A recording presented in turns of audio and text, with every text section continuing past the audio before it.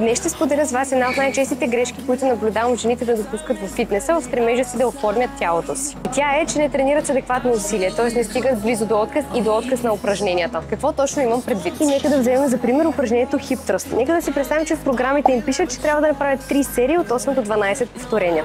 Когато видят тези повторения обаче, повечето жени не се замислят, че трябва да изберат такава тежест, с която да се вместят между тези повторения и това да им бъде отказът, т.е. да не могат повече. И това, което виждам често е, че дадена жена взима, например, 30 кг, прави 12 повторения и спира. Въпреки че усеща, че може да направи още доста. А това ще да е супер, ако след това 12 повторения беше усетила, че не може повече и тогава да спре, е идеален вариант. Идеята е, че последните 3 до 5 повторения от серията са най-ефективни. Съответно, колкото по-близо до отказ стигаме, толкова по-ефективни стават повторенията. Колкото по-близо до отказ достигаме, толкова по-голяма част от мускулните фибри ще активираме, които ще създадат стимул за покачване на мускулна маса в тази зона, в този мускул. А както знаете, мускулната маса е договорена за това тялото да изглежда стегнато и оформено. И ето какво ще стане с жена, която вземе 30 кг, а теоретично с тях може да направи 20 повторения, за да достигне до отказ. В програмата й пише, че трябва да направи между 8 и 12 повторения, при което тя прави 10-то, спира и си казва: добре, направих 10 повторения, това е достатъчно. А всъщност тя може да направи още 10. Тоест си оставила 10 повторения в резерв, което изобщо не е добра идея. Тоест тя така изобщо не достига до тези 3 до 5 ефективни повторения.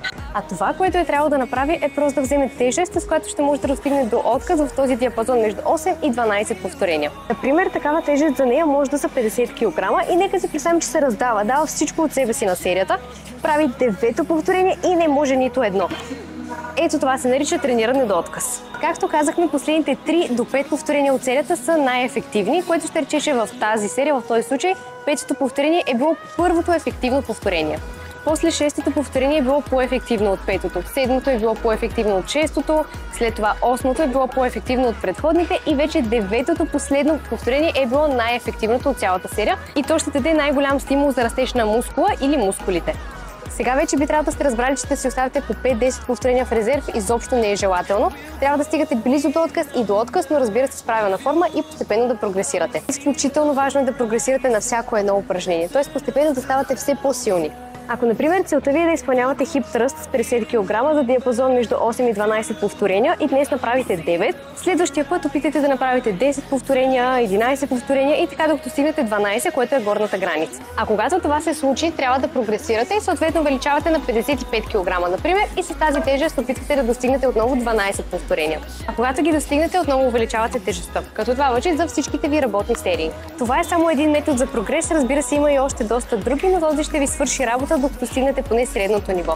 С този метод без проблем ще може да достигнете 100 кг на Hip Thrust.